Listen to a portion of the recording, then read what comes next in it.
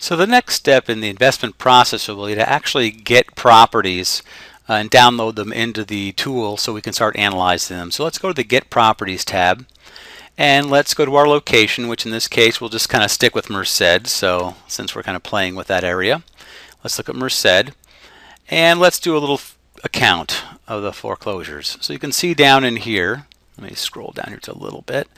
We can see we've got 16,000 pre-foreclosures, 14,000 auction, and 11,000 REOs, which is way more than we're going to want to deal with. So let's make it. Let's start dealing, kind of cupping it whole down a little bit, and let's start with the published after date. So let's go with 9. Let's go with the 1st of September.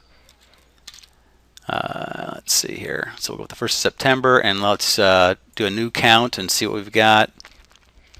Okay, there we go, got 315 pre-foreclosures, 287 auctions, 154 REOs, still quite a few.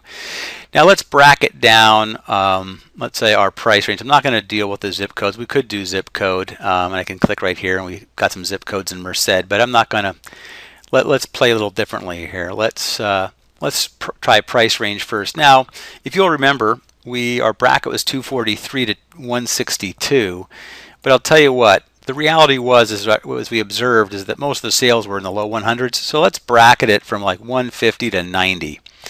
So let's put 90,000 as the low and 150 as the high, since that's where most of the action is. And let's make this a residential only property. We'll stick with residential properties. And now remember, 315, 287, 154. Let's do a new count. And okay, so we've knocked it down quite a bit here, bracketing it to residential properties and in this price range. So we're getting more into the hunt. Let's do a minimum of 3 beds and minimum of, let's say, I don't know, we'll try 2 baths and see how that gets us down a little bit lower. All right, so that knocked it down a little bit, not by a whole heck of a lot. And now let's do some square footage. So let's go maximum square feet. Remember, we were 1,000 to 2,400 square feet. Let's cap it at 2,000. And see how that impacts our count. Okay, that knocked it down a little bit. And let's go with year built. So now here's where an interesting question. We can either stick with new properties or try to go with older properties.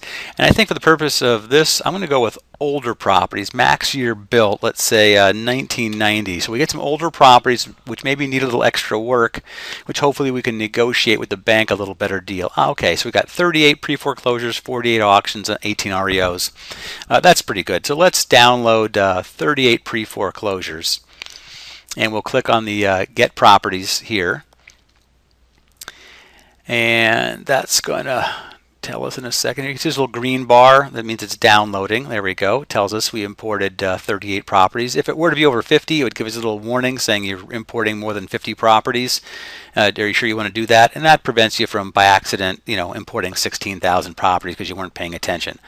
So 38 properties, we'll say sure, let's do that. And now let's go over to the Opportunities tab here real quickly. And we can see we have Merced in here. Okay, come on, it's finishing up. There we go. And here are the different cities under, let me drag this down so we can see a little bit better. Here's some cities within Merced County. And you can see the properties that are available here that fall into the category that we just mentioned. And I'll go more into this section later under the Opportunities tab. But you can see how easy it is to pull properties in. And here again is that summary page we had talked about a little bit earlier. Now you can also enter properties in manually. If you want to add properties individually, you could do so here. And you can also import lists of properties, which again I'm not going to get into right now, but that's in the tutorial. But suffice it to say, we can import property lists and buyer lists, which will again cover some of this a little bit later. So we've got our properties, and then I guess we're off to the next step.